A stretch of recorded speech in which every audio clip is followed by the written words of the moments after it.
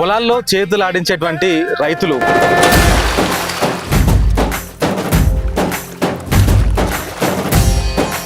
గొర్రెలతో మేకలతోనే సహజీవనం చేసేటువంటి కాపర్లు భారతదేశంలోనే మొట్టమొదటిసారిగా రైతులు సినిమాని నిర్మించారు. ఎవరైనా సినిమా చూడంగానే ఏమనుకుంటారంటే అరే నేను ఈ హీరో లెక్క కావాలి, ఈ హీరోయిన్ లెక్క కావాలి, లేకుంటే ఒకసారి పోనీ ఇంకొక అడుగు ముందుకేసి డైరెక్టర్ లెక్క కావాలి అంటారు. అంటే పైసలు సంపాదించే పనే చూసుకుంటారు, కానీ మీరు పైసలు ఖర్చు పెట్టి పని ఎంచుకున్నారు. ఎప్పుడైనా చిన్నప్పటి నుంచి సినిమా చేయాలనుకున్నా కదా, మనం ఎంత పొలం పని చేస్తున్నామో, ఎంత బర్రెలు మేకలు రెయ్యమోలు కొండ పోయి బర్రెలు కాస్తా గట్టిపోతా నేను. ఓకే, ఇంత పని చేయగానే ఇది ఒక్కటి కూడా ఎందుకు చేయలేము. ఇది మనం తలుచుకుంటే అవ్వదా? నరసమ్మ గారు 10 రూపాయల టికెట్ కొట్టుకొని సినిమాకి పోయినావు, ఆ 10 రూపాయలు ఇలా 1,13,00,000 చేసినావు. ఎట్లా అనిపిస్తున్నది? మేకలు బర్రెలు ఎన్ని వ్యవసాయ పనులు చేసుకుంటా రూపాయి సంపాదించుకుని ఉండిలోనే వేసాను నేను. కానీ ఇప్పుడు బాబు చనిపోయిండు, నువ్వు చనిపోయిన తర్వాత చాలా వరకు ఎట్లా ఉంటుంది అంటే సినిమా అనగానే ఏదైనా శుభ సూచకంగా చేస్తాం, అంతా మంచిగా జరగాలనుకుంటాం. కానీ ఇంట్లో కన్న కొడుకే చనిపోయిన తర్వాత ఇదేదో ఉందిరా నాయన ఈ సినిమా తీస్తే ఇంకేం జరుగుతుందో అనర్థాలని చెప్పేసి మధ్యలోనే ఆపేద్దామని ఎప్పుడు అనిపించలేదా మీకు? అబ్బాయి తెచ్చుకుంటే అబ్బాయి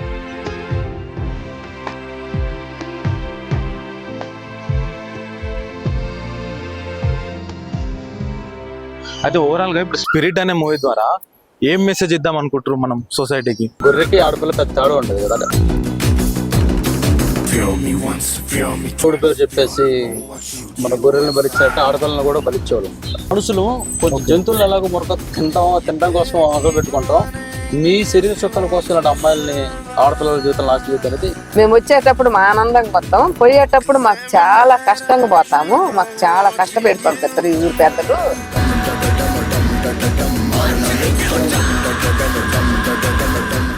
ఇప్పుడు మన సినిమాకి స్పిరిట్ అనే పేరు పెట్టినాం కదా, ప్రభాస్ గారి సినిమా పేరు కూడా స్పిరిటే ఉన్నది. సో మరి ఆ స్పిరిట్ ప్రభాస్ గారి టీం నుంచి మీకు ఏమన్నా ఇబ్బంది వచ్చిందా ఈ పేరు పెడితే? సందీప్ వంగ గారు ఆఫీస్ నుంచి ఫోన్ చేశారు. ఫోన్ చేసి ఇట్లా టైటిల్ మాది కదా మీరు పెట్టుకుని అట్లా పెట్టుకున్నారు. మొత్తం డీటెయిల్స్ తీసుకున్నారు, పోస్ట్ అన్ని తీసుకున్నారు. ఇవాళ చాలా మంది సినిమాలు తీసి ఏం చేస్తారంటే ఓటీటీ ప్లాట్ఫామ్స్ అని రిలీజ్ చేస్తారు. సో అవి మనం ఫోన్లలో చూసుకోవచ్చు. కానీ మీరు ఇంకొకటి ముందుకేసి థియేటర్లో రిలీజ్ చేయడం అనేది కూడా అసలు నార్మల్ విషయం కాదు. ఆ బటన్ అంటే కనిగిరిలో శ్రీనివాస థియేటర్ లో ఆ సినిమా చూస్తుంట ఫస్ట్. ఆ శ్రీనివాస థియేటర్ ఇది మొత్తం కారణం. నేను అప్పుడు చిన్నప్పుడు 13 సంవత్సరాలప్పుడు బెమ్మంగా టీచర్ చూసిన. ఇప్పటికి కూడా మా హాల్ ఉంది శ్రీనివాసరాల్లో. ఆ హాల్లో వేసి 10 మందినే తీసుకొచ్చి మా ఫ్రెండ్లందరినీ మా సంస్కృతులందరినీ తీసుకొచ్చి నేను సినిమా చూపియాలి అని గట్టిగా అడిగాను. నమస్తే, వెల్కమ్ టు విశ్వం టీవీ. నేను మీ జర్నలిస్ట్ ఉదయ్. పొలాల్లో చేతులు ఆడించేటువంటి రైతులు, ముఖ్యంగా పొలాల్లో చెమటతో చేతులు ఆడించేటువంటి రైతులు, గొర్రెలతో మేకలతోని సహజీవనం చేసేటువంటి కాపర్లు ఇవాళ వెండి తెర మీద ఒక సినిమాని నిర్మించి నిర్మాతలుగా మారినటువంటి పరిస్థితి. భారతదేశంలోనే మొట్టమొదటిసారిగా, మళ్ళీ వినండి, భారతదేశంలోనే మొట్టమొదటిసారిగా రైతులు సినిమాని నిర్మించారు. సో ఇవాళ సినిమా రంగం మొత్తం కూడా, ముఖ్యంగా టాలీవుడ్లో అందరూ కూడా వీళ్ళ మీదే చర్చ చేస్తూ ఉన్నారు.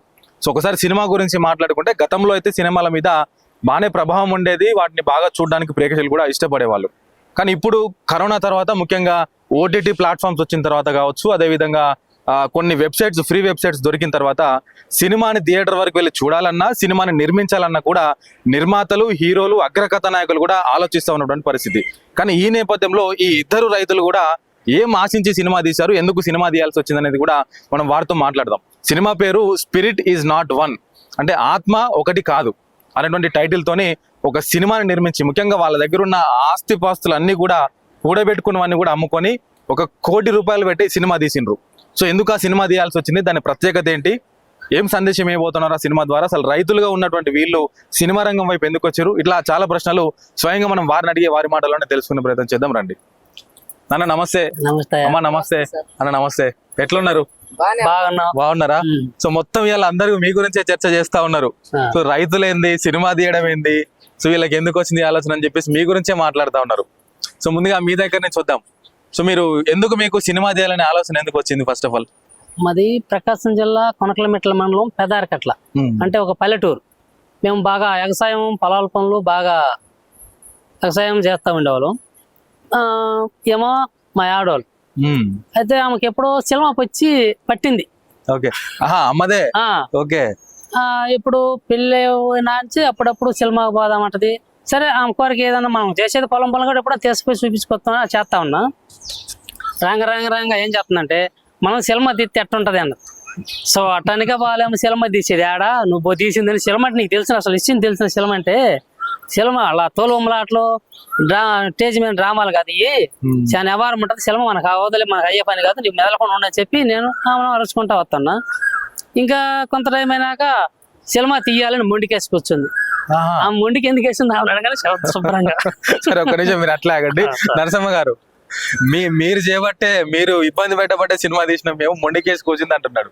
అసలు ఎందుకు మీకు సినిమా చేయాలని ఆలోచన ఎందుకు వచ్చింది? చిన్నప్పుడు 13 సంవత్సరాల వయసులో మా అమ్మ వాళ్ళది ఆజిపురం అనంతలపాడు మండలము. మా అమ్మ మా నాన్న ఇచ్చిన శక్తి బలం నాకు అంతే. ఆ బలం ద్వారాగా నేను చేయాలని అక్కడి నుంచి మా ఊరు ఆజిపురం నుంచి కనిగిరి సినిమా బెమ్మంగారి జీవిత చరిత్ర సినిమా వచ్చింది. ఆ బెమ్మంగారి జీవిత చరిత్ర మా సినమ్మోళ్ళు మా పెదమ్మోళ్ళు మా తోటి అప్పుడు మేము సావాసగత్తులు అనుకుంటాం. ఇప్పుడు కదా ఫ్రెండ్లు అయ్యి అనుకునేది మా టైంలో. ఇప్పుడు మాకు 57 సంవత్సరాలే అన్నీ వచ్చినాయి మాకు. అప్పటి నుంచి అప్పుడు అనుకునేవాళ్ళం. అప్పుడు మేమందరం కలిసి సినిమా బెమ్మంగారి జీవిత చరిత్ర నడిచిపోవాలి. మా ఊరికి అస్సలు బస్సులు లేవు. పక్క పల్లెటూరు మాది, చాలా పల్లెటూరు. మేము చిన్నప్పటి నుంచి కూడా చదువుకోకుండా ఇట్లా బరిగొడ్ల కాసి పేడకలు వేసి పొలం పని రాగా సొత్త జొన్న అయితే పనులకు పోయాము. ఈ పనులకు పోయిన కాడ బెమ్మంగారి జీవిత చరిత్ర వచ్చినది. ఈ రోజు అందరం పోయి చూసి వద్దామని చెప్పి మా పెద్దమ్మలు ఇలాగ అనుకుంటుంటే మేము కూడా వస్తాము. మేము ఎప్పుడు చూడాలి అదే ఫస్ట్ చూడటం. అప్పుడు ఎంత ఉంటుంది మీ వయసు? 13 సంవత్సరాలు. పెళ్లి కాలే ఇంకా? పెళ్లి కాల. పెళ్లి కాముందుకే మీకు ఆ బీజం పడ్డది సినిమా తీయాలని. అప్పుడు ఆ సినిమాకి పోయాం అందరం. పోయి చూస్తే ఆ బెమ్మంగారి జీవిత చరిత్ర అంతా మన చరిత్రే మొత్తం అక్కడ చూస్తుంటే. మాకు అప్పుడు తోలు బొమ్మలాట, మరి నల్తంగి ఆటలు, ఇట్లాంటి ఆటలు పిచ్చుకుంటోళ్ళు ఆటలు ఆడేవాళ్ళు. ఈ ఆటలన్నీ ఇదేవాళ్ళం. ఆ కథలన్నీ నేర్చుకునేవాళ్ళం. స్నాతన వాళ్ళతో పోయినాం. అప్పట్లో 10 రూపాయలు అంటే 10,000 లెక్క అది. అప్పుడు రోజులలో 10 రూపాయలు చిక్కినాయి అంటే చాలా కష్టం. ఇంకా మా అమ్మ వాళ్ళని అడిగి బతిలాడి మీరు ఆడిపోతారమ్మ టౌన్ మనకి అసలు తెలియదు, మనకి ఎప్పుడు పోయారు, మన పెద్దోళ్ళు పోయి తెచ్చేవాళ్ళు అది ఇది అనేవాళ్ళు. మేము ఒక్కసారి పెదమూలు పోతాం నాకు పోయి వస్తామని చెప్పి వాళ్ళతో పోయినా ఇప్పించుకోండి డబ్బులు. అప్పట్లో భోజనాలు 10 రూపాయలు ఎవరు ఇచ్చారు మీకు అప్పుడు? అది చెప్పి ఫస్ట్ ఏమని చెప్పి అడిగిండ్రు? సినిమా పోతాం బెమ్మంగారి జీవిత చరిత్ర మేము రోజు పని చేస్తున్నాం కదా, 10 రూపాయలు ఇలేరా, 10 రూపాయలు ఇస్తే సినిమా చూసి వస్తాము బెమ్మంగారి జీవిత చరిత్ర అంటే అది ఎట్టుంటుందో చూడాలని చెప్పి వాళ్ళని గట్టిగా పెట్టాం. మా సినిమా నేను మా అందరం ఇంకా అని చెప్పారు. ఇచ్చిండ్రు వాళ్ళు. రోజు పని చేస్తున్నారు కదా, ఏదో అడిగిండ్రు పెద్దోళ్ళు పోతున్నారు అని చెప్పి ఇచ్చారు 10 రూపాయలు ఇస్తే. అప్పుడు 10 రూపాయలు ఎంత? రూపాయ టికెట్. నేలకు పోయిన పెట్టారు, నేల కూర్చోడానికి. నేల టికెట్లు ఉండేది. నేల టికెట్లు అప్పుడు నేలలో కూర్చుండేది. చూసేవాళ్ళు ఇట్లా బెడక ఎత్తుకొని వస్తా ఉంటే మాకు అదేదో చిత్రంగా ఉంది. చూసినాము ఆ సినిమా చూసి ఇంట్లో వెళ్ళారు కదా. అప్పుడు బయటకు వచ్చి బాగుంది సినిమా, మనం ఇప్పుడు చూడలేదు అది ఇది అనుకునే వాళ్ళం మేము పిల్లలందరూ. అనుకుంటే బాగుందమ్మా మనం ఇవాళ ఎందుకు వచ్చినాం చూసినాం అది ఇది అనుకొని మాట్లాడుకొని ఎప్పుడైనా మనం ఇట్లా చేయాలి అంటే మనం ఏంటే చేసేదని చెప్పి వాళ్ళందరూ అప్పుడు కూడా అందరూ ఎగతాలు చేసి అనుకున్నాం. ఆ సినిమా చూసి ఇంటికి వచ్చినాం. మళ్ళీ నడిచే వచ్చినాం. మాకు బస్సులు లేవు.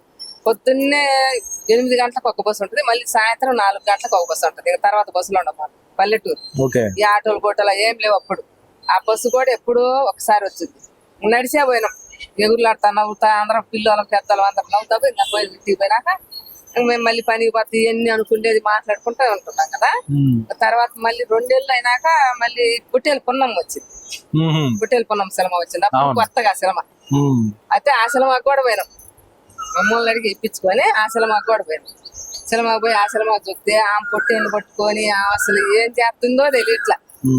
బాగా చేస్తుంది. మాకు పొట్టేళ్ళని మేము వేదవాళ్ళం కదా, మాకు గొర్రెలు బర్రెలు అయిన ఉంటాయి కదా, అవి పొట్టేళ్ళు పట్టుకొని ఆమె చేసింది కదా అని చెప్పి అట్ట అనుకొని చూసి వచ్చినాము.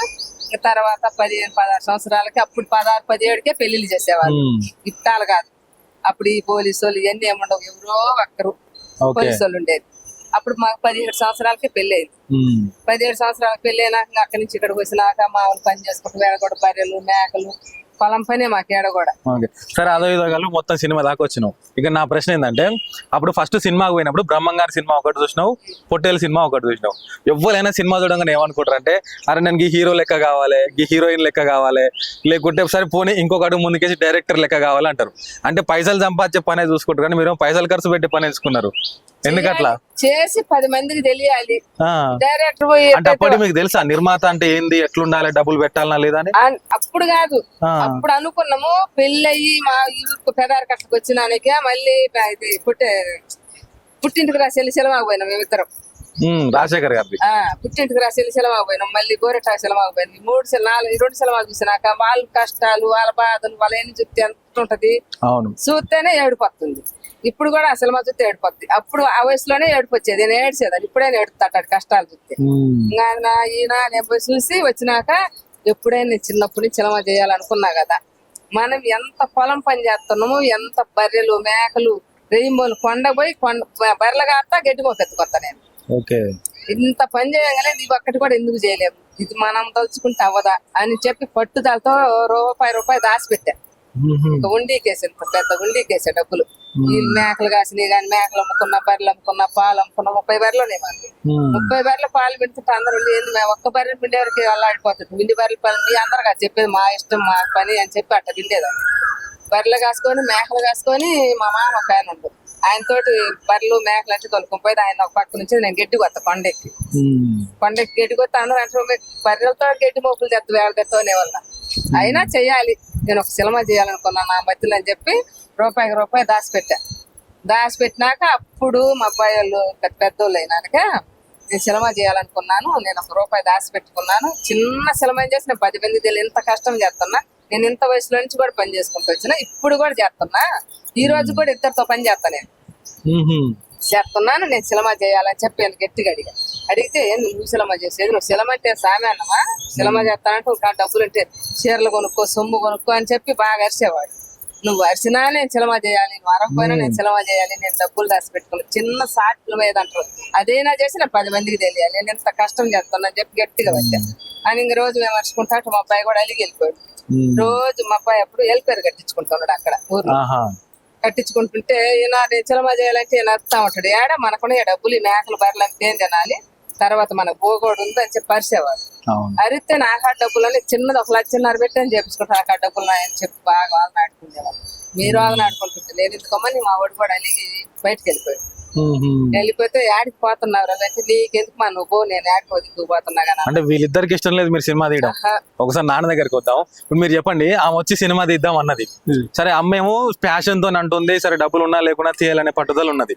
కానీ మీరు ఆలోచించిన అప్పుడు ఇవన్నీ అమ్మితే మన పరిస్థితి ఏంది, రేపు ఒకవేళ అవుతుందో కాదో, ఎందుకు ఇంత మొండి పట్టు అని చెప్పేసి ఆమె ఆపే ప్రయత్నం చేయలేదా మీరు? ఆపే ప్రయత్నం చేసిన.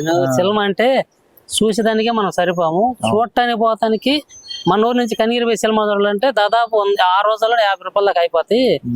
మనం సినిమా తీయాలంటే సినిమా అసలు తీసేది ఎట్టో తెలియని వాళ్ళు మనం సినిమా అంటాం, ఏం తెలిసి మాట్లాడుతున్నావు అది చెప్పి తగ్గు పెట్టుకుంటాం. మీ ఇద్దరం అరుచుకునే టైం చూసి మా అబ్బాయి బయటకు వెళ్ళిపోయాడు. బయటకంటే మమ్మల్ని వదిలిపెట్టి పక్కకి వెళ్ళిపోయాడు.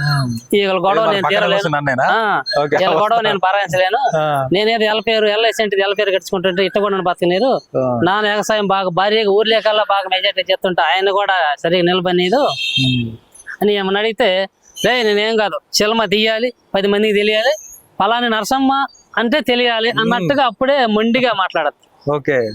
అందుకని ఆమె అయ్యో ఏ ఒకటి చేసి మొత్తం మీద అయితే సినిమా కంప్లీట్ అయిపోయింది. సినిమా తీసుకున్నాం. ఇప్పుడు సినిమా అయిపోయింది కానీ రిలీజ్ కోసమే అదంతా ఒక ఎత్తు, సినిమా రిలీజ్ చేసేది ఇంకొక ఎత్తు అవుతుంది. రిలీజ్ కాడికి మళ్ళీ వద్దాం. అన్న మీరు చెప్పండి, సో స్టార్టింగ్ లో అమ్మ చెప్పినప్పుడు మీరిద్దరు కాదన్నారు, ఇంట్లో నుంచి వెళ్ళిపోయినాం అని చెప్తున్నది. సో అట్లా వెళ్ళిపోయిన మీరు అసలు కథ మీకు ఎట్లా చెప్పింది, అమ్మ మిమ్మల్ని ఎట్లా మెప్పించింది, ఫస్ట్ టైం మీరు డైరెక్షన్ కూడా చేసిండ్రు, సో డైరెక్షన్ పట్ల మీకున్న అనుభవం ఏంది, మీకు ఏమనిపించింది అసలు సినిమా తీసేటప్పుడు, మీకు ఒక అవగాహన ఉండేనా, ఏంది మీ రెస్పాన్స్ ఏముండే అప్పుడు? స్టార్టింగ్ లో అయితే సినిమా గురించి అవగాహన లేదు. సినిమాలు చూడటం అంటే ఇంకా మన జనరేషన్ ఏంటంటే చిరంజీవి వాళ్ళంటే చూస్తాం అంటే ప్రతి సినిమా చేయడానికి ఒప్పించడానికి రీజన్ ఏంటంటే వచ్చేసారు, హైదరాబాద్ వచ్చాను, నాకు శంషాబాద్ దగ్గరకు వచ్చాను, ఇక్కడ వర్క్ చేసుకుంటున్నా. నా అదృష్టం అనుకోవాలి మొత్తానికి ఏదైతే ఒకటి జరిగింది కాబట్టి. రఫీ అంటే ఒక అతని కెమెరామెన్, అతను ఏంటంటే ఇక్కడ మనకి శంషాబాద్ దగ్గర అక్కడ అంటే ఫామ్ హౌస్ లోనే ఆ రియల్ ఎస్టేట్ నాకు కొద్దిగా ఐడియా ఉంది. దానికోసం అక్కడ వచ్చాను. అక్కడ ఆయన వచ్చాడు అనమాట, వచ్చేసి మాటలు వస్తాను, ఏ ఊరు ఏంటి ఇలా మాట్లాడుకుంటాం కదా, వచ్చి వస్తాం కదా షూటింగ్ జరుగుతుందంటే, వాళ్ళు వచ్చి మాట్లాడుతుంటే ఏ ఊరు అంటే ఇట్లాగా మాది పక్కన దర్శి అని చెప్పాడు. అన్న మాది ఆ పక్కన పెదరకట్ల, ఈ చూసిన వాతావరణం చూసిన తర్వాత ఏదో కొంచెం సినిమాది కదా అని చెప్పి అనమాట. ఇట్లా అమ్మ నన్ను అనుకున్నారన్న, మరి సినిమా అంటే ఏంటి, నా పరిస్థితి ఏంటి, ఎలా అవుద్దని చెప్పి అన్నాను. దాని తర్వాత ట్రావెల్ చేస్తున్నాం, మాటలు అడిగాను అనమాట. సరే చేయొచ్చు కానీ డబ్బులు కావాలి కదరా మీకు బాగా బలిష్టాలని అడిగాను. డబ్బులు బాగుంటాయని అడిగాడు. లేదని ఇట్లాగా అమ్మ కొంచెం దాచిపెట్టుకుంది చంద ఒకటి చేయాలని చెప్పేసి అన్నాను. కోపడ్డాను. ఇంట్లో జరుగు వచ్చి ఇప్పుడు దాకా ఫోన్ కూడా చేయలేదన్నా, అంటే చిరాకు వచ్చేసింది వాళ్ళ మీద అని చెప్పాను. అప్పుడే నా మాట చెప్పాడు, ఆయన చెప్పాడు అమ్మ కన్ను చేయలేదు, ఆయన చేసేది. ఇప్పుడు ఆ డబ్బులు దాచిపెట్టుకున్నా ఉంది. సరే సినిమా అంతా పక్కన పెట్టేసి ఫస్ట్ ఆమె ఆనందం కోసం, ఆమెకు వచ్చిన ఆలోచన కోసం ఏదో ఒకటి చేస్తే ఆమె హ్యాపీ ఫీల్ అవుతుంది కదా.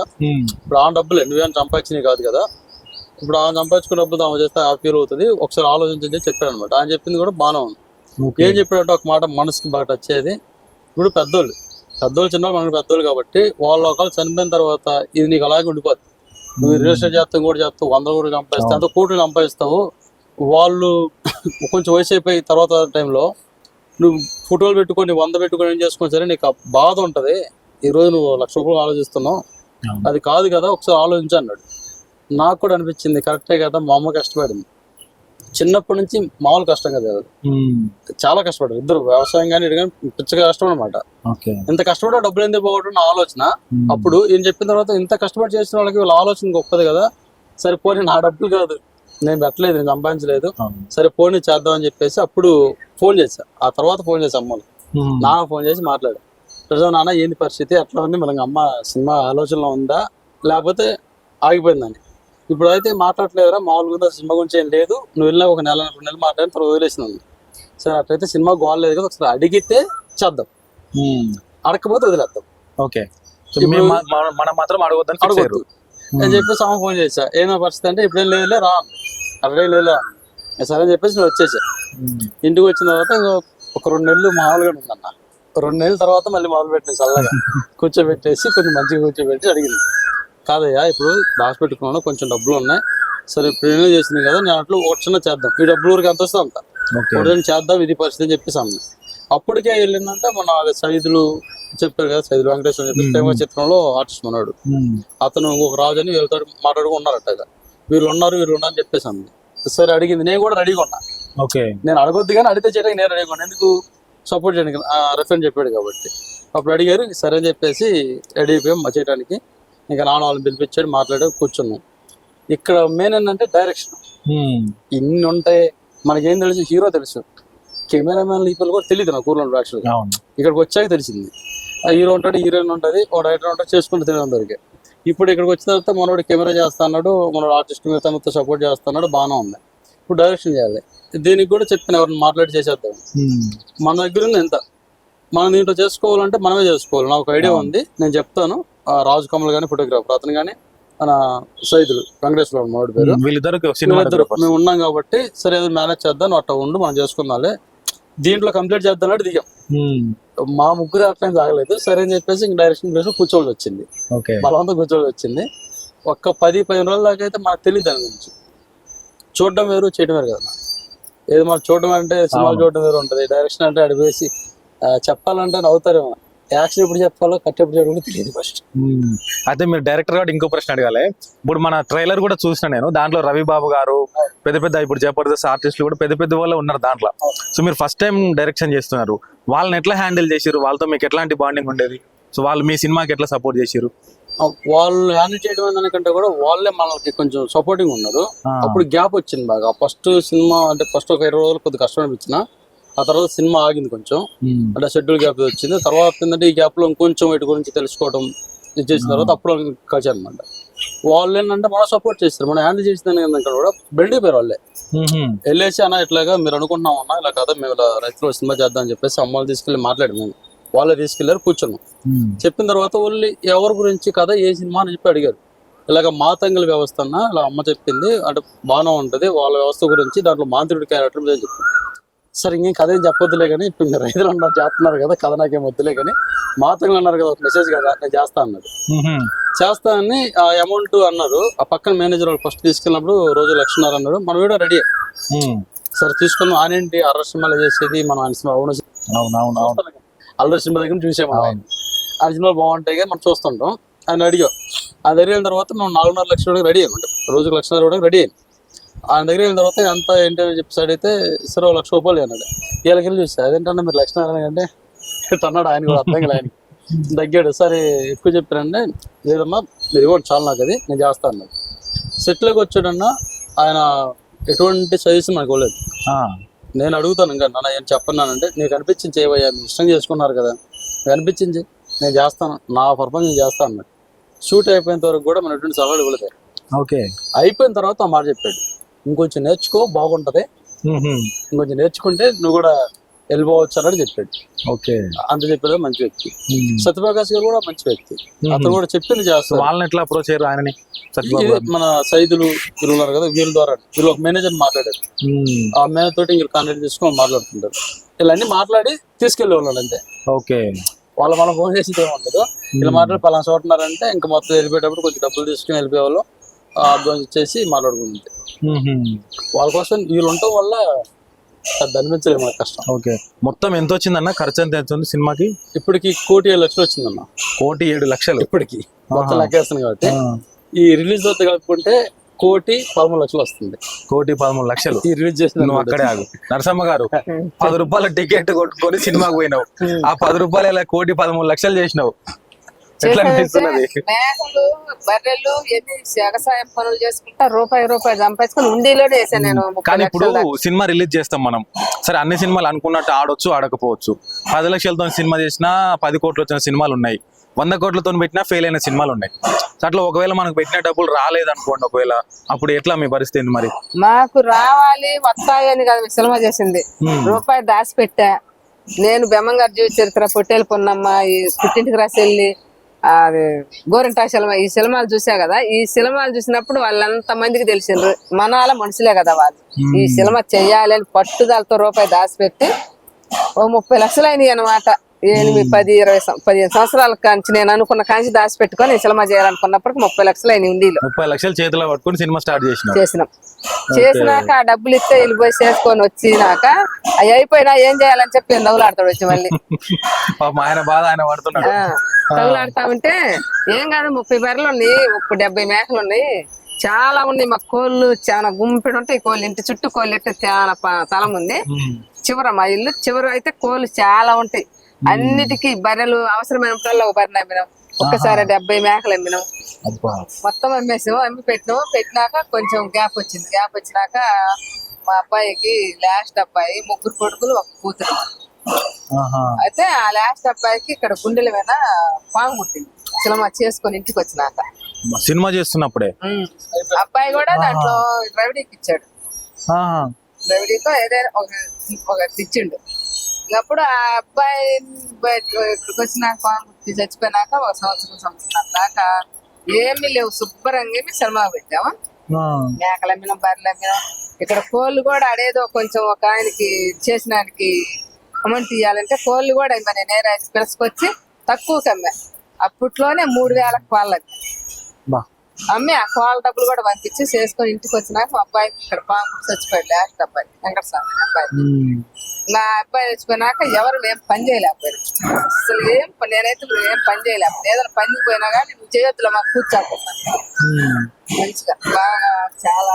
అబ్బాయి కంటే ఇక్కడ ఎట్లా కుట్టింది పాము? ఇక్కడ వరకు ఎట్లా వచ్చింది? పండుకొని అంటే పండుకొని ఉన్నారు. అప్పుడే పండుకొనడు కుట్టింది అంతే. అది ఎట్లా కుట్టింది అంతా ఆయనకే తెలుసు, మనకైతే తెలియదు. అది దేవుడికే తెలుసు. నా అబ్బాయి చచ్చిపోయినాక ఏం పని చేయలేక అందరం కూడా సైలెంట్ గా అయిపోయారు. సైలెంట్ గా అయిపోయి ఏం చేసేలేక ఇల్లు అసలు ఏం పని చేయలేకపోయాడు. మా పిల్లలు ఎవరు ఏం పని చేయలే. నేను కూడా సైలెంట్ గా ఉన్నా.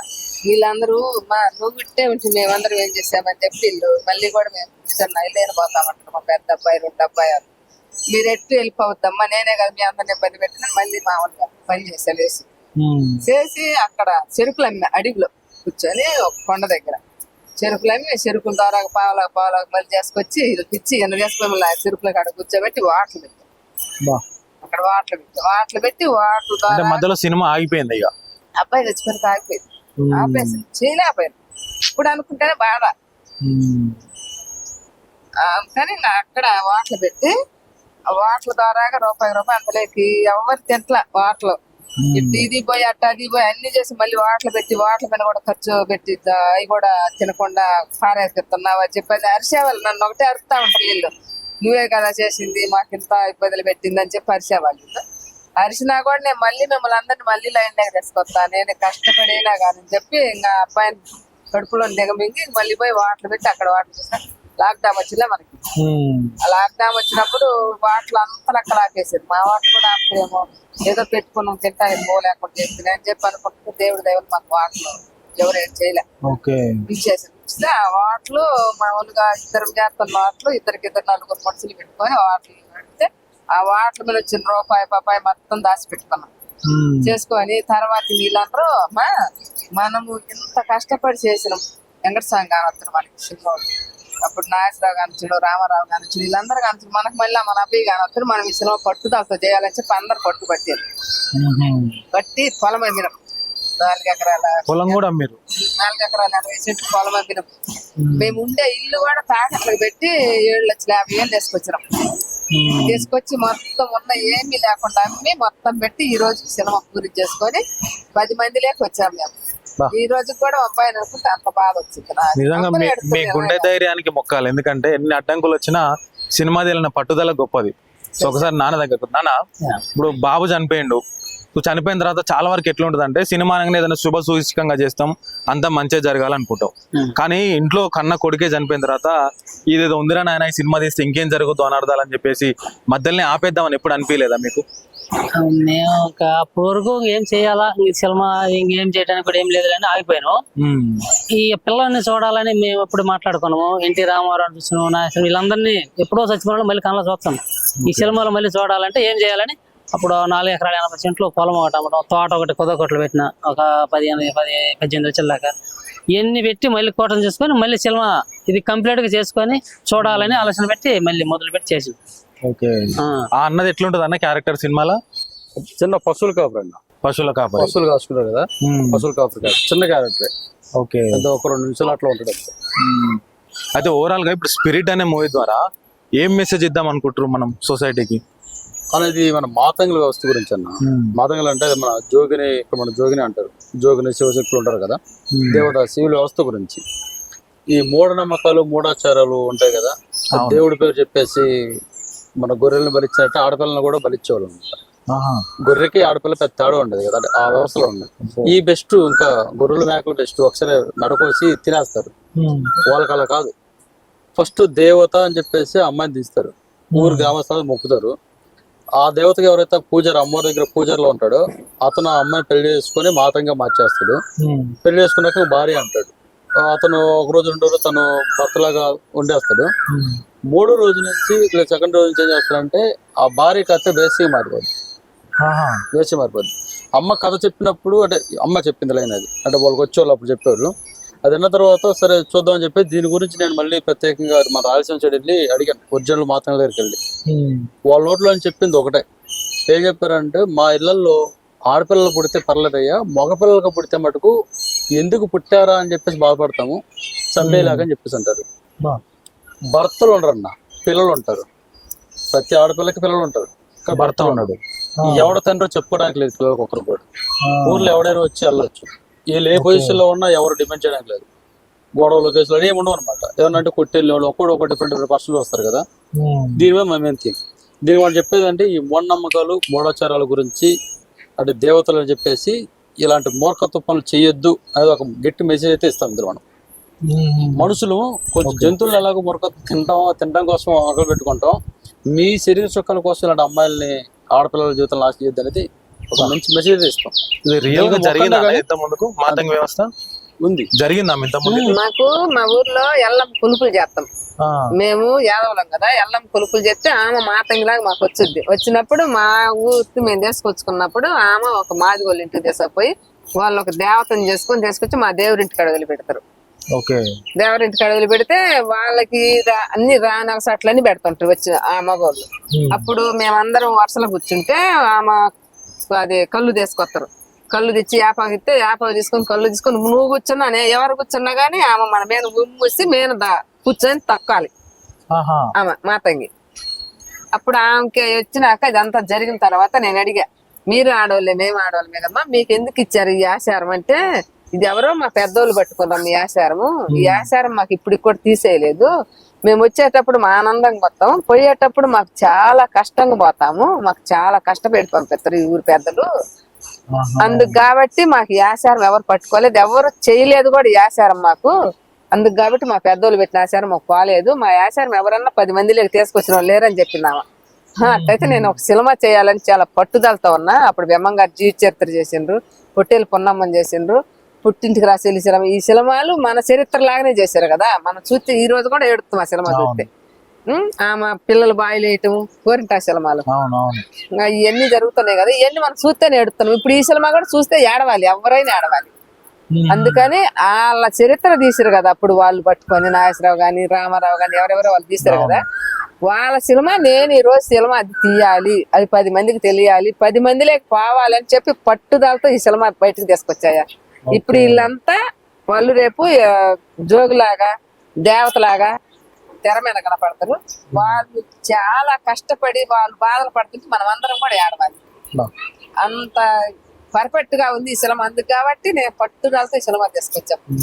అంటే నీ మనసులో ఫస్ట్ మాతంగల గురించే తీయాలని ఉండేనా, లేకుంటే ఏదైనా 2-3 స్టోరీలు ఉండేనా? మనము ఆయనకి సినిమా చేయాలని పట్టుదలతో.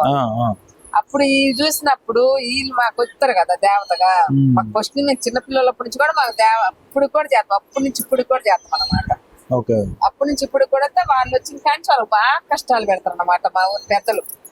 పెట్టినప్పుడు వాళ్ళని నేను అడిగా, సినిమా తీయాలని నా మధ్యలో ఉంది కదా, అసలు మీకు ఎందుకు వచ్చింది ఇది, మీరు ఆడవాళ్ళు మేము ఆడవాళ్ళం కదా, ఈ రకంగా పెద్ద పెద్ద పొర్ర మగవాళ్ళ మీద అందరి మీద ఎట్టంటే అట్టపడి తొక్కాలి, బియ్యాలి, వాళ్ళ నోట్లో పోతారు, అన్ని చేస్తారు. ఎందుకు వచ్చిందని అడిగినప్పుడు వాళ్ళు చెప్పారు మా చరిత్ర ఎవరు పట్టుకోలేదు, ఇప్పటికి మమ్మల్ని బయటికి తీసుకొచ్చి 10 మందిలో పెట్టి ఎవరు చూపిలేదంటే నేను ఒక సినిమా తీయాలనుకున్నా కదా, నేను మీ చరిత్ర తీయాలి తీర్తా అని వాళ్ళకి చెప్పాను. అంటే నువ్వు తీసినవా, మా చరిత్ర నువ్వు తీసినవా, మాకు చాలా గొప్ప కొత్తదని వాళ్ళు కూడా చెప్పారు. మొన్న కూడా ఇంటర్లోకి వచ్చింది అమ్మ ఒక ఆమె వస్తే నేను అడిగా, ఏందమ్మా నువ్వు ఎందుకు తీసావు, మాకు ఎవరు చేయలేదు, ఇప్పటికి నువ్వు చేస్తే మాకు చాలా ఆనందంగా ఉంది, 10 మందికి ఇప్పుడే ఊరిక ఇంటర్ చూస్తేనే కనపడుతుంది అని చెప్పి ఆమె చాలా సంతోషపడింది. రేపు మా చరిత్ర నువ్వు బయటకు తీసావు అని చెప్పి వాళ్ళు చాలా సంతోషపడి, అందుకు కాబట్టి ఆమె గురించే తీసారు. ఒక్కసారి చూడండి ఆమె కాన్ఫిడెన్స్ ఎట్లా మాట్లాడుతుందో. గుక్క తిప్పుకోకుండా సినిమా మీద ఉన్న ప్యాషన్ ని ఆమె మాటలలోనే కనిపిస్తా ఉన్నది ఇప్పుడే. సో ఇంకా సినిమా వచ్చిన తర్వాత ఇంకెంత రెస్పాన్స్ వస్తుంది అనేది కూడా ఊహించడానికి కూడా అసలు అవధులు లేకుండా ఉన్నది. సో అన్న ఫైనల్ గా ఇప్పుడు సినిమా మొత్తానికైతే మనం కంప్లీట్ చేసినాము. సో సినిమా తీయాలని అంటే దానికి సంబంధించిన ఆర్టిస్టులని టెక్నీషియన్లు అందరినీ పట్టుకున్నారు, మొత్తానికి కంప్లీట్ చేసిండ్రు. కంప్లీట్ చేసిన సినిమాని ప్రజల వరకు తీసుకెళ్లాలి అని అంటే దానికి మనం కొంత మార్కెటింగ్ చేసుకోవాల్సి ఉంటుంది. సో సినిమా తీస్తున్న క్రమంలో ఇప్పుడు మీకు మార్కెటింగ్ ఎట్లా వస్తున్నది బయట నుంచి, మీకు సినిమా పెద్దలు ఎవరన్నా కలుస్తున్నారా, మీ ఇప్పటివరకు మీ సినిమా గురించి ఎవరెవరు మాట్లాడారు? ఇప్పుడు మనకి సినిమా అంటే కొంచెం పెద్దలు వచ్చారండి. మన తమ్మారెడ్డి భరద్వాజ్ గారు ఆయన ఫోన్ చేసి ఫోన్ చేసి ఆయన కొంచెం సపోర్ట్ చేస్తున్నారు, థియేటర్లు ఏం కావాలి ఇస్తాను చెప్తున్నారు. మన రీసెంట్ గా అశోక్ గారు ఉన్నారు కదా, రామలమ్మ సినిమాలో విలన్ మనకు అలాగే గుర్తుంటది. అశోక్ గారు అంటే మనకు తెలియదు, ఆయన ఒకరు. తర్వాత రామ్ దాస్ గారు అని ఆయన ఒకరు. తర్వాత మన తరుణ్ బాసు గారు. వీళ్ళు ఏంటంటే మీకు ఏదైనా ఏరియాలో సినిమాలు ఏం కావాలి, థియేటర్ కావాలంటే చెప్పండి, మేము సపోర్ట్ చేస్తాం చెప్పారు. మనం ఏదన్నా థియేటర్లు చెప్పుకుంటే నాకు పలానా ఏరియా కావాలంటే ఆ ఏరియాలో థియేటర్లో చెప్తా అన్నారు. అయితే మన క్యూబ్ కానీ పోస్టర్స్ అవి మనం పెట్టుకోవాలన్నారు. పోస్టర్ మనం పెట్టుకుంటే థియేటర్ వరకు చెప్తా అన్నారు. అంటే వాళ్ళకి ఉంటది కదా, పెట్టుకోవాలి ఖర్చు అవుతుందని చెప్పి చెప్పారు. వీళ్ళు సపోర్టింగ్ అయితే బాగానే ఉంది. కానీ బయట కొంతమంది చూస్తేనే భయం వేస్తుంది. వాళ్ళ నుంచి మనం బయట తిరిగేటప్పుడు ఉంటది కదా, ఈ చిన్న చిన్న వాళ్ళు డిస్ట్రిబ్యూటర్లు అని కొంతమంది వస్తున్నారు. వాళ్ళు డిస్ట్రిబ్యూటర్లు అని చెప్తున్నారు కానీ కొంచెం దాని గురించి కంగారుగానే ఉంది. మన సినిమా చేసి మనం డబ్బులు వాళ్ళు వస్తున్నారు. కానీ మిమ్మల్ని ఒప్పుకోవాల్సిన విషయం ఏంటంటే ఇవాళ చాలా మంది సినిమాలు తీసి ఏం చేస్తారంటే ఓటీటీ ప్లాట్ఫామ్స్ అని రిలీజ్ చేస్తారు. సో మనం ఫోన్లలో చూసుకోవచ్చు. కానీ మీరు ఇంకొకటి ముందుకేసి థియేటర్ లో రిలీజ్ చేయడం అనేది కూడా అసలు నార్మల్ విషయం కాదు. దానికి రీజన్ అమ్మారన్నమాట. ఆ బటన్ అంటే కనిగిరిలో శ్రీనివాస థియేటర్ లో ఆ సినిమా చూస్తుందంట ఫస్ట్. ఆ శ్రీనివాస థియేటర్ ఇది మొత్తానికి కారణం. ఇప్పటికి అక్కడ యాళ్ళలో సినిమా వేయాలి. నిన్న కూడా అదే రామదాస్ గారు ఆయన, నువ్వు ఎక్కడెక్కడ చేస్తావమ్మా, ఏం చేస్తావు, అసలు నువ్వు సినిమా చేయాలంటే మా సామాన్యం కదా, నువ్వు ఎందుకు చేయాలనిపించావని గట్టిగా అడిగిండు. అడిగితే నేను అప్పుడు చిన్నప్పుడు 13 సంవత్సరాలప్పుడు బెమ్మం గారు జీవిత చరిత్ర చూసిన, ఇప్పటికి కూడా మా కాలు ఉంది శ్రీనివాసరాల్లో. ఆ యాళ్ళు వేసి 10 మందినే తీసుకొచ్చి మా ఫ్రెండ్లందరినీ మా సహస్రతులందరినీ తీసుకొచ్చి నేను సినిమా చూపియాలి అని గట్టిగా అడిగాను. అమ్మ నువ్వేంది ఇంత గట్టిగా అడుగుతున్నావు అని చెప్పి ఆయన చాలా ఆశ్చర్యపోయింది. అంతే ఈ డబ్బులు రావు చేస్తావా, నాకు డబ్బులు రాకపోతే ఇంకా 10 సంవత్సరాలు కష్టం చేసి తినేది కష్టం చేసి బతుకుతాము. నేనైతే సినిమా తీయాలి, వెయ్యాలి, అది కూడా గట్టిగా వెయ్యాలి. ఆ థియేటర్ లో నువ్వే కూర్చొని ఆ సినిమా చూడాలి. నాతోటి అందరినీ కూడా తీసుకొచ్చి చూపించాలి. నువ్వేంటి చేసేది అన్నారు. అప్పుడు ఫస్ట్ నీతో సినిమా చూస్తానికి వచ్చిన వాళ్ళు ఉన్నారా ఇప్పుడు? ఇంకా ఇద్దరు ఉన్నారు, ముసలోళ్ళు చచ్చిపోయారు. కానీ మా సినిమా ఒక ఆమె, మా పెనమ్మ కూతురు ఒక ఆమె ఓకే. మేము ముగ్గురే పిల్లలం పోయింది. అందరు పెద్దోళ్ళు అందరు చచ్చిపోయారు. మా అమ్మ మా నాన్న కూడా చచ్చిపోయారు. ఇక్కడ మేమే ఉన్నాం. వాళ్ళనే తీసుకొస్తా మా ఊరి నుంచి. మా కొండమ్మని మా సినమ్మ, ఆదిలచ్చమ్మని ఒక ఆమె, వాళ్ళని తీసుకొచ్చి వాళ్ళు నేను కూర్చొని మధ్యలో సినిమా చూపించాలి. నువ్వు అన్నది సాధించినావని వాళ్ళు కాదు అనాలి వాళ్ళని. ఓకే, ఆల్ ద బెస్ట్ నీకు. అన్న ఇంకో క్వశ్చన్, అది ఇప్పుడు మన సినిమాకి స్పిరిట్ అనే పేరు పెట్టినాం కదా, సో ఈ స్పిరిట్ అనే పేరు ఏమైందంటే ప్రభాస్ గారి సినిమా పేరు కూడా స్పిరిటే ఉన్నది. సో చాలా మంది అది చూడంగానే స్పిరిట్ అనే పేరు కనిపిస్తున్నది, లోపలికి పోతే మీరు కనిపిస్తున్నారు. వాళ్ళు కొంత కన్ఫ్యూజన్ లో ఉన్నారు, ప్రభాస్ అభిమానులు కానీ వీళ్ళంతా కన్ఫ్యూజన్ లో ఉన్నారు. సో మరి ఆ స్పిరిట్ ప్రభాస్ గారి టీం నుంచి మీకు ఏమన్నా ఇబ్బంది వచ్చిందా ఈ పేరు పెడితే? వచ్చిందంటే ఇబ్బంది లేదు కానీ ఫోన్ అయితే వచ్చింది అనమాట. ఫస్ట్ అయితే నేను కూడా ఇప్పుడు వాళ్ళు ఎప్పుడైతే స్పిరిట్ అని చెప్పారో మనం పెట్టుకున్నాం కదా, ఏంటి దీనివల్ల ప్రాబ్లం వచ్చిందని నేను భయపడ్డా ఫస్ట్. సరే అనుకున్నట్టు ఏంటంటే వెళ్ళిపోతుంది, మన స్పిరిట్ ఇస్ నాట్ ఉన్న స్పిరిట్, వాళ్ళ పెద్ద సినిమా మన చిన్న సినిమా అనేది ఒక క్లారిటీ ఉంది. ఇప్పుడు మొన్న రీసెంట్ గా ఒక 4 days బ్యాక్ ఫోన్ చేశారు అనమాట, సందీప్ వంగ గారు వాళ్ళ ఆఫీస్ నుంచి ఫోన్ చేశారు.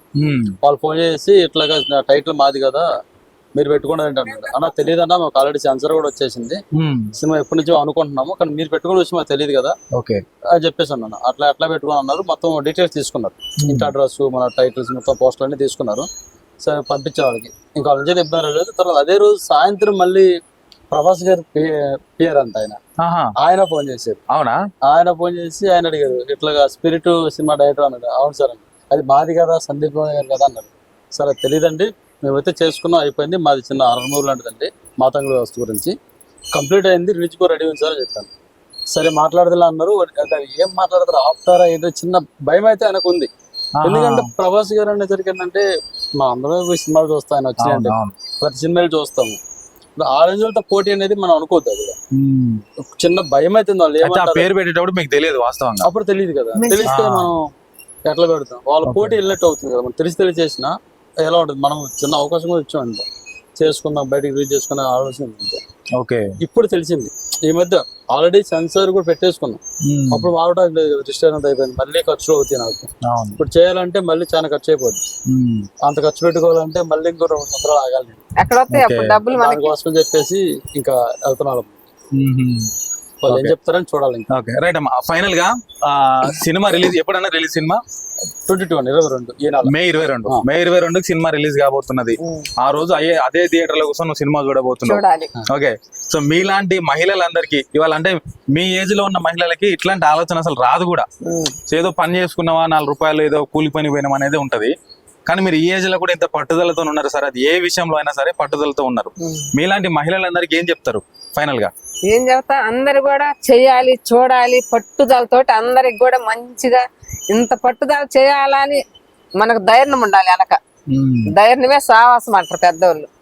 ఆ ధైర్యం పెట్టుకొని అందరు కూడా చెయ్యాలి. చేయపోయాలనుకుంటే వాళ్ళు ఇంకా ఎవరి ఇష్టం వాళ్ళది. నేనైతే చెయ్యాలి, బాగా నాకైతే బాగా కష్టం చేయాలి. రెయ్యం బగులు పొలం పని, ఇంట్లో పని, ఏం పని లేదు ఈ రోజు అనుకుంటే నేను కూలికైనా అడిగిపోయి తీసుకొచ్చుకుంటా. నాకు రూపాయి కావాలి, నేను చిలమ పెట్టుకోవాలని. పూలు అమ్ముతా, కాయలు అమ్ముతా, అరటి పనులు, ఏ సంస్థ మొత్తం ఆ చెట్టు పట్టు మొత్తం పని చేస్తా నేను. ఈ రోజు కూడా వాట్ల పని ఇద్దరితో పని చేస్తా నేను. ఎందుకంటే కూలీలు పెడితే వాళ్ళకి ఇవ్వాల్సి వస్తుంది. ఆ 500 మిగిలితే నా 500, 1000 రూపాయలు మిగిలితే 10 రోజులకి 10,000 అవుతుంది అని చెప్పి అట్ట దాచి పెట్టుకొని రూపాయి దాచిపెట్టి ఈ రోజు సినిమా దాకా ఇంత దూరం తెచ్చా. వాళ్ళకి కూడా వేయాలని కూడా చాలా మంది కోరుకుంటా ఉన్నా నేను. అందరు కూడా చూడాలని కూడా మరీ కోరుకుంటున్నా. మంచిగా రైట్ అమ్మా, నిజంగా హ్యాట్స్ ఆఫ్ నీకు. అసలు నీ ధైర్యానికి, నీ మాటలకు, నీ పట్టుదలకు నిజంగా హ్యాట్స్ ఆఫ్ నీకు.